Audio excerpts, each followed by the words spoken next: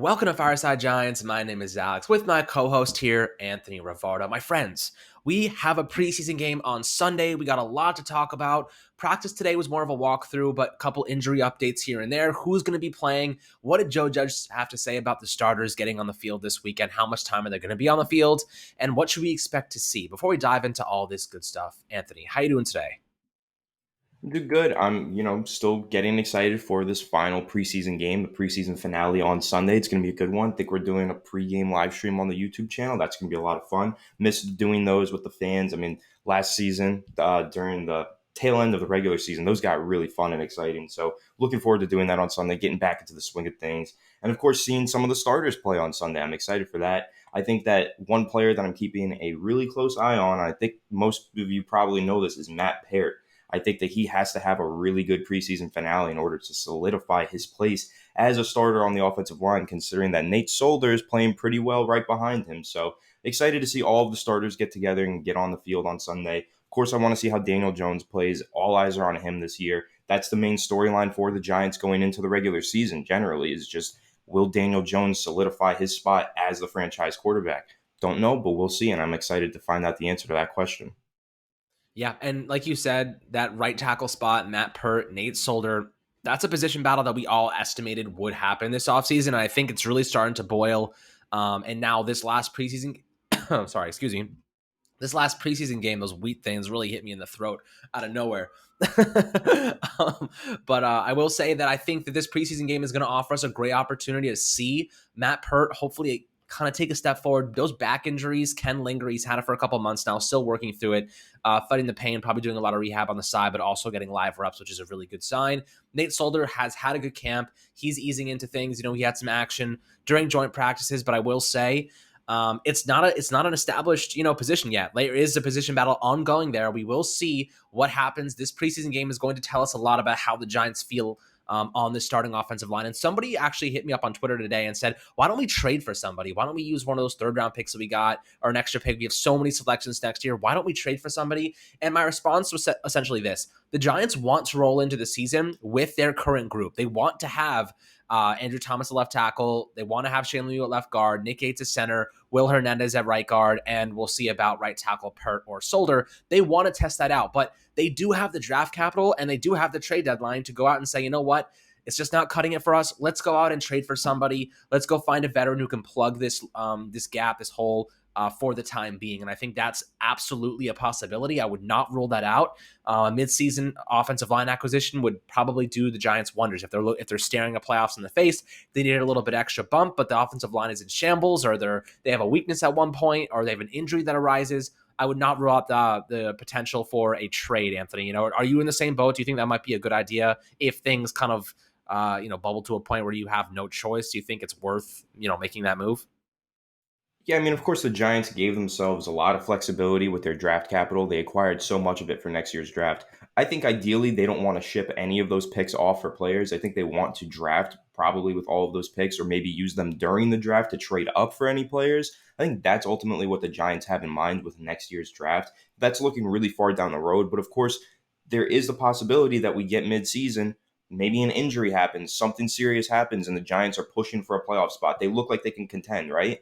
Say that's the scenario. Week 8, Giants look like maybe they're running away with the division at this point, but somebody goes down with a big injury. Well, now we have a little insurance. We can say, okay, this extra third round pick, let me pull this out of the 2022 NFL draft and let me go trade for a player to plug this hole. That's the flexibility and the insurance that the Giants gave themselves. Of course, we've talked about the quarterback insurance that they gave themselves, getting an additional first round pick next year. If anything happens with Daniel Jones, he doesn't look like the guy this season, they can make a move to go get a guy next year. But really, when you talk about the other picks, the extra picks that we have in the later rounds, I think you can look at those and say, if something goes wrong during this regular season, we can use those picks to supplement any loss or injury, anything like that. So I do think that's an important thing to keep in mind. But ultimately, when we're talking about the offensive line specifically, yeah, the Giants want the starting five that they have right now to succeed. They want to see all of those guys go out there and prove everybody wrong, basically. They believe in these guys way more than the average fan does. They have all the extra film that they need. They've been coaching them behind the scenes. They know everything about these guys that we don't know. All the stuff we want to know, the Giants do know. So keep that in mind. If that brings you any confidence, I don't know. Sometimes it brings me fear when I think about it. Sometimes it brings me confidence. I don't know. I can be a little optimistic in some cases, but the offensive line is definitely something to be worried about, of course, just because there are so many question marks. It's such an unproven commodity. Everybody on that offensive line is an unproven commodity. Even Will Hernandez, who's been in the league for 4 years, the only proven commodity is Nate Solder, and he's not projected to start the season. So really just so many question marks regarding the offensive line. I wouldn't be surprised to see them sign some depth pieces at the end of the preseason cuts. I do think that's still on the table. I've been saying that for weeks now, that I don't think the Giants are going to make any moves in week 1 or 2 of preseason or make any trades. But once that final wave of cuts begins, right, and you see each team cutting 20 plus people, some offensive linemen are going to be part of those cut groups, and the Giants might be able to find some solid depth in that regard. And of course, going into the regular season, if things are just going to crap, there's nothing good about this offensive line, then yes, we can consider making a move with those draft picks. But ultimately, I think the Giants are just going to give this starting five that they have a real shot to like succeed. And I don't think they're going to like do anything to wreck their confidence or bring in much competition at all. Yeah, and outside my window right now, there's like 15 police cars, one after another, going. I think they've just caught Kelvin Benjamin stealing biscuits again out of the Giants' fridge. I'm not sure exactly what takes so many police officers to solve one simple crime, but they got the whole freaking United States military going after this man right now. So now it's disappeared now, so we're okay. But I agree with you. I think that you have the draft capital. If you need to make a move, so be it. Of course, best case scenario, this offensive line pans out. They play, even if they play at an average level, this Giants team is going to be so much better. And obviously that's a big if. They were 31st last year in pass blocking efficiency. So getting to average would be a tremendous upgrade. Just a ridiculous amount of development is necessary for that to happen. But I will say, I'm not going to rule out anything. We've seen crazier things happen in the past. We've seen Ahmad Bradshaw become a really great Super Bowl winning running back as a 7th round pick. We've seen Josh Allen for the Buffalo Bills become one of the best quarterbacks in the NFL in one season. So crazier things have happened in the Giants offensive line taking a big step forward, especially with all the negative factors that did impact them last year. But let's jump to a couple of things that did happen today. Of course, walk through, as I mentioned, really just getting the chance for a lot of these guys to kind of just go through some stuff, maybe some basic conditioning stuff. They had a really physical 2 days of joint practice with the New England Patriots ahead of this weekend's game. And you want to give your guys a chance to rest. You don't want to risk any further injury. And I will say, with the most positive aura, the most positive energy I can possibly display, Adoree Jackson was on the field with trainers running around today. And that, to me, like, my God, I feel like someone shot a rocket launcher at our fan base and we just sidestepped that thing. We're like, nope, we good. Adoree Jackson, totally fine, low ankle sprain. And for the most part, I think he's going to be back. He should be available week 1, knock on wood. I think he's going to be just fine. He's already with trainers running around, doing some stuff and working his way back. So low ankle sprains normally aren't that bad. If you've ever had an ankle sprain, I've had 2 high ankle sprains on the same ankle, kept me out for months. But low ones, the swelling seems to be going down pretty nicely, and things are looking good. But as for the starters, I guess, playing this weekend against the Patriots, Joe Judge said they're going to play a minimum of a half, right? So that's really good news because we want to see the Giants get as much work, as much action in as possible, especially as we gauge how well this offensive line can mesh come week 1 against a very strong Denver Broncos defensive line with Myles Garrett and Von Miller and so many great pieces there. And of course, they have a phenomenal secondary. So Daniel Jones is going to need as much time in the pocket as humanly possible. They're probably going to use more of a kind of a West Coast style, like shorter yardage stuff, which is like the Jason Garrett special. But I would like to see them really match up Sterling Shepard on Patrick Surtain. I know Patrick Surtain's having himself a good summer, but I would like to see Sterling Shepard really, test that rookie cornerback. That's what we really want to see, because at the end of the day, he's inexperienced. He hasn't seen an NFL game yet. You really want to target those guys, target those weaknesses. If Saquon's available, if they're using him as a receiver, I posted a montage on Twitter today of Alvin Kamara clips running routes. And I have to say, if the Giants can even do half of those things, we're talking about Texas routes, angle routes, spray fades from the slot. We're talking about just flat routes out of the backfield on play action. Anything to get Saquon Barkley open in space, screen plays, pitches on fake jet sweep pitches to him from a draw, from the shotgun formation. There's so many things that we can do to get Saquon Barkley in space and really maximize his impact. The problem is the Giants really haven't had the talent to create awareness at other positions, right? No one really cared about our receivers last year. They were like, everybody focus in on Saquon Barkley and we will stop the Giants. Nobody cares about, CJ Board. Nobody cares about Austin Mack. Nobody cares about Sterling Shepard if he's your number one receiver. You have Kenny Galladay, you got Kadarius Toney, you got Sterling Shepard, you got Darius Slayton. You have to be very attentive to all those different spots now, and that's where Saquon Barkley can now make his impact. Because look at the Saints, right? You have Drew Brees, you have Taysom Hill. You got good tight ends. You got Michael Thomas. Oh my goodness, Wheaties are really killing me. You got a lot of different things going on for that Saints offense, and that's really opens up Alvin Kamara because they don't know what they're going to do with him. And Anthony, do you want to see Saquon be more a part of this receiving game as well?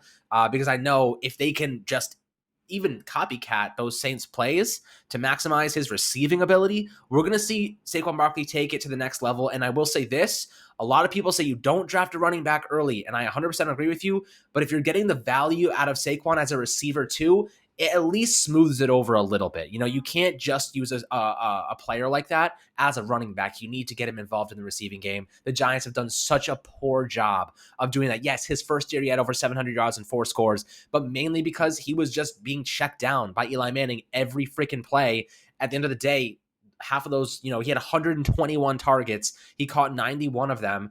And at the end of the day, they were all checkdowns. And of course, he's going to take a couple of them for big gains. But, it's not, you need to actually scheme these guys open. He had a couple of nice throws. I know he had a nice spray fade in that rookie season. He had a couple of really nice receptions, and the Giants need to get more involved in the receiving game when it comes to Saquon. Yeah, I mean, that I agree with that. That I'm kind of a big fan of modern NFL offenses. I think you should rely more on the passing game than the running game. I like what the Buffalo Bills do. They barely even run the football unless they have to, that kind of offense. That's just the way that I think. I'm really, progressive in my approach to football. And of course, a lot of that is if you do have a superstar running back, you have to get him involved in the passing game in order to maximize his value. Unless you have a rare talent like Nick Chubb, which the Browns only get away with that because they have Nick Chubb and Kareem Hunt. So Kareem Hunt gets involved in the passing game, and Nick Chubb is just one of the best runners in the NFL. Or the Titans, who have Derrick Henry. Those two are the outliers of running backs that actually provide sufficient value on a big contract despite having zero impact in the receiving game. But it's because they just have so many playmakers around them. They're able to supplement all that. But for the Giants with Saquon Barkley, he really should never be used, in my opinion, as a pure rusher, because if you watch the way he played in college, even at Penn State, or you watch how he played in his rookie season, he was not just a pure rusher. He was a home run hitter as a running back, and he was also a lethal weapon as a receiver. If you have Saquon Barkley on an option route or an angle route, what linebacker in the NFL, minus maybe Fred Warner, who is guarding that? Who can sufficiently guard Saquon Barkley coming out of the backfield and running an option route? Tell me. I don't know, because Saquon Barkley, dude, you're thinking about the guy who can make literally anybody miss with the ball in his hands. So when the ball isn't in his hands and he's just running a route, literally he can just juke them like he's got the ball in his hands and then just get wide open over the middle or wide open near the sideline, wide open in the flat. He is a great route runner for a running back. He has a receiver skill set. And it's really criminal that the Giants, if they don't use that a lot, because they need to really make that a focal point in their offense. He had over 90 receptions as a rookie, and he had a historic rookie season where he won Offensive Rookie of the Year. A lot of that is because he wasn't just a running back. He was also making an impact as a receiver. In some games that year, he was the leading receiver, and he was the best receiver on the field sometimes because he's that good. It's Saquon Barkley, dude. He needs to be a focal point in the receiving game. I love the comparison to Alvin Kamara. I also like the comparison that people make to Christian McCaffrey because he's also phenomenal in the receiving game. But those two are different, right? Because they're just so good at everything that they do, receiving, rushing. They make such an impact on an offense and just open things up in the passing game for the outside wide receivers, the slot receivers. When the defense has to key on Saquon Barkley every single play, rushing play or passing play, think about what that's going to open up for Sterling Shepard. Think about what that's going to open up for Kenny Galladay, Darius Slayton, Kadarius Toney. The list goes on and on. Evan Ingram, Kyle Rudolph. Saquon Barkley is the X factor of this offense if he is able to remain healthy. I know that Jason Garrett really built the scheme around him last year, and it really sucked when he went down for injury because Jason Garrett wasn't really able to supplement that loss so well. But hopefully he stays healthy this year. I think that he will. And I think that he's going to have a monster season. And I do think a lot of that is going to be because he is going to be making a pretty sufficient impact in the receiving game. Yeah, and I want to see him and Kadarius Toney come out of the backfield together. Dual running backs, Dude. Kadarius Toney, Saquon. Joe, my mind is just gonna go, just pop off my head. Right. I'm gonna be sitting there like, Jason Garrett. What did you travel into the future? Is this a episode of Rick and Morty? I can't even fathom seeing Jason Garrett muster this type of. I think it's Freddie Kitchens who's gonna come up with that concept, because end of the day, Yeah. you have the Nick Chubb, you have the Kareem Hunt. That's where you're like, okay, Saquon, Kadarius Toney. Dave Gettleman said Kadarius Toney's a receiver, but he runs like a running back. He runs like Alvin Kamara. If you watch him, you have those two guys out of the backfield. You're running crossers with them, or just even flat routes, just off. Oh my god! I mean, or you do the triple read option with Daniel Jones. Just minds being blown everywhere. We're gonna see Giants fans just like absolutely losing their shit on social media if that happens. And I have to say, just Jason, do not let us down. If you can imagine it, do it, man. Just if you can imagine it, put it on the field, practice it. I don't want to see. We have too much talent to be running freaking hook routes. I swear, if we have that same scheme as last year, I am going to I don't even know what I'm going to do. I'm going to freak out every week. We have too much talent to be so vanilla. I like vanilla ice cream. I don't like that vanilla crap on the field, okay? I want chocolate. I want chocolate with sprinkles. I want I don't know. I want other flavors. I want mint chocolate chip. Mint chocolate chip. What's your favorite ice cream flavor? Let us know on YouTube, because let us know in the comment section. I like cookies and cream because I like Oreos a lot. Yeah. So let's get the cookies and cream offense going. Yeah. I actually really like what you brought up there, though, with Kadarius Toney and Saquon Barkley, like dual running backfield there. I mean, dude, you think about that. We were just talking about the option routes from Saquon Barkley against linebacker. God. Imagine you got two linebackers. One of them has to cover Saquon Barkley on an option route. There's no way. And the other one has to guard Kadarius Toney on an option route. I mean, that's unguardable in my opinion. Like, that is literally free yardage for your offense if you're able to scheme that together. So again, the Giants, like, just get creative this year and you're going to find success, because you can really make that realistically a lethal part of your offense, having Kadarius Toney in the backfield. And I know a lot of people are probably like, oh, he's so small, he's so skinny. He did line up in the backfield quite a bit at UF. Like, he did that quite a bit. He was really playing that Curtis Samuel role. So if you're saying Kadarius Toney's too small, then you're also saying Curtis Samuel's too small. And Curtis Samuel has actually done that quite a few times in his NFL career, taken handoffs like down through the gut of the offensive line as a running back. Like, Curtis Samuel has literally played both positions, and Kadarius Toney really could do the same thing. He has the capability to do that as well. Be that guy who lines up in the slot, be that guy who lines up in the backfield, takes a handoff, or takes a read option. Even, oh my God, could you imagine that read option with Kadarius Toney and Daniel Jones? Dude, that's just so much speed. Insane. Yeah. Or take like Elijah Penny and Kadarius Toney. Elijah Penny as the leading blocker. And then just bam, you have Kadarius Toney right behind him and give him some space, or even Saquon. You could do it with anybody. There's so many things you can do with those dual running back sets that the Giants just don't do. And I think it's just because they had a lack of talent. They had a lack of personnel. They had a lot of injuries at that position. They lost a lot of depth. Like, even when they signed Devontae Freeman got hurt. So, of course, again, this year it's going to be about staying healthy offensively and seeing these guys like Kadarius Toney once he is healthy, Saquon Barkley once he is fully healthy, getting creative with these guys and maximizing their value in such a way, but also making sure that they do stay healthy, hopefully, because that's really make or break for the Giants offense this year. At least like 3 main starters on offense, 4, 5 actually, have like picked up some sort of injury this offseason. So hopefully they all recover in time for the regular season. They're able to make their full impact. That's what I'm hoping for. But yeah, man, I can't help sometimes, but I just sit here and I kind of like daydream and fantasize like what this offense could look like. I just really hope that Jason Garrett delivers. And I don't feel so confident that he will all the time, but I'm really hopeful that he will. For good reason. He hasn't proven to us that he's capable of doing anything that's creative, really. I mean, we want to see it. Hopefully they can figure out a way to put it on the field, because when you have that kind of talent, you have to get creative, man. You can't run the same crap every time. And defenses knew exactly what was coming last season. But, just to hit on a couple more things that Joe Judge said today, they have not made a decision on Saquon Barkley yet for week 1. They have 2 weeks to evaluate what he can handle. We're going to do right by him, is what he said. In addition to that, Joe Judge said there are a number of positions up for grabs. As for the majority of the roster, they have a pretty clear picture.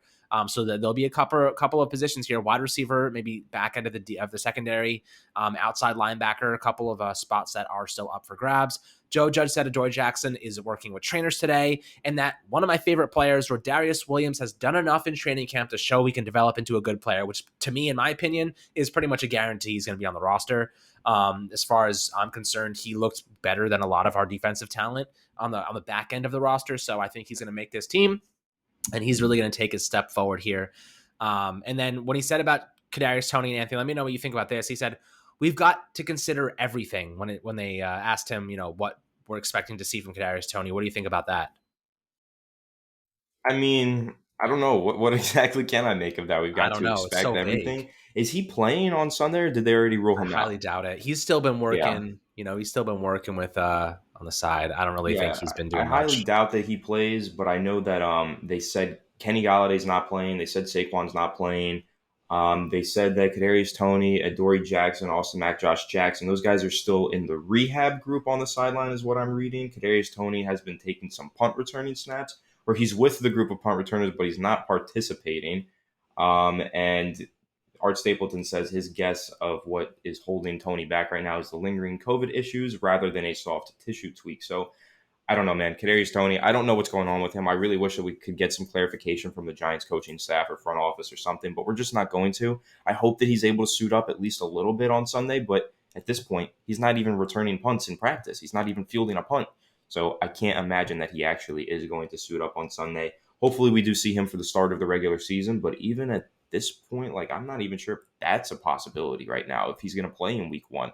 I'm really that confused with this whole Kadarius Toney thing. It just seems like he's got some sort of issue and it's just not going away because he's not making any progress in practice. He's not any closer to returning to full speed practice right now than he was 2 weeks ago, I feel like. So I Yeah, don't I just know. don't get it.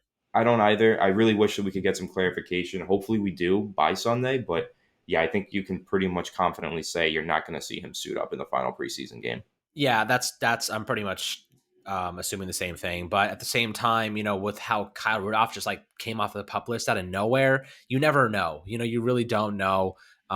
Maybe he's been taking stuff on the side with the team. Who knows really what he's been doing? I know he's been in the classroom studying, learning the plays and stuff like that. But until you apply it on the field, you really can't expect anyone to take a live rep in a real game. So hopefully next week after this preseason game, they'll get some good work in.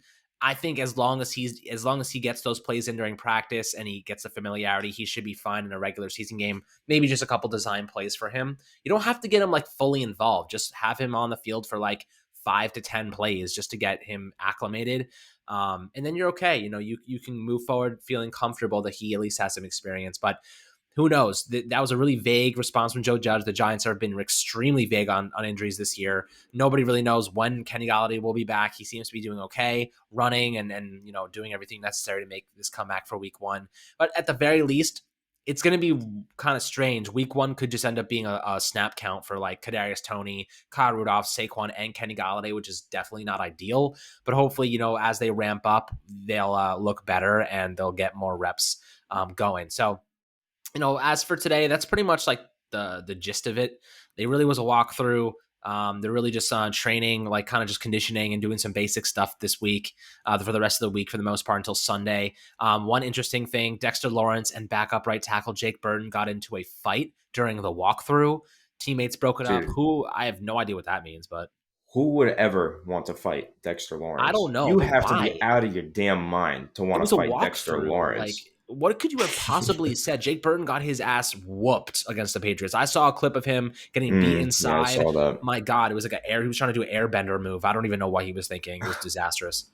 They're probably just doing some one on ones, and maybe Burton held Dexter Lawrence a certain It was way. like a Lawrence got walkthrough, pissed, you though. know. It's Yeah, but like, they're was it probably even still one on doing one on ones? one drills. Yeah, they're probably Maybe. doing some light drills. But yeah, I don't know. I Light mean, drills I'm is just crazy. baffled by the balls on Jake Burton to go up against Dexter Lawrence in a fight. Like, you gotta He's have some big nuts. cojones for that one because I Dexter mean, Lawrence is literally going to eat you alive. maybe he's having a bad day. Maybe Joe Judge was like, dude, you sucked yesterday. You're really putting yourself in a Yeah, bad spot. And now he's pissed off and he attacked the biggest person on our team. freaking idiot. Unfortunately, that's probably what it is. Jake Burton is probably frustrated because he knows he's probably not playing well enough to make this team. And, with 2 weeks to go, this is kind of really not even 2 weeks. It's probably like 5 days to go Dude, before we have the cuts, 31st. That's like already in 4 days from now if they get 4 cut. days. Yeah. So he's really got to, he's probably just getting frustrated. He feels Yeah. like his time is ticking. So, I mean, that's unfortunate. Like I hate to psychoanalyze that situation, but it's a pretty sad situation, honestly. And, but at least we know Dexter Lawrence is with the shits and he's going to beat up anybody who messes with him. Yeah, that's a good sign. But for the most part, guys are just kind of getting their bodies right, making sure they're prepared for this Sunday against the Patriots. That's the major goal here. And we want to see this offensive line take a step forward. Daniel Jones looks sharp, get through his reads, get through his progressions. Don't turn the ball over. Don't make stupid throws. Don't fumble. Oh, God, if he fumbles, I'm going to be so mad. But just show us that you took a step forward this season, right? He spent a lot of time in the lab trying to, perfect his drop back, hold the ball with two hands, increase that strength. It's all a part of his growth. So hopefully he can perfect those things and really show us some development here. But guys, thank you so much for tuning to Fireside Giants, joining us to talk about today's practice and what we expect from this team on Sunday. But we got you guys covered throughout the rest of the week. Sunday we'll do a live stream before the game starts, and we'll get you guys all the information you could possibly ever need and answer your questions and just talk shop and have some fun. Before we see Daniel Jones in the offense take the field. But make sure to subscribe below on YouTube, Apple, and Spotify as always. And we'll catch you guys on the next New York Giants video.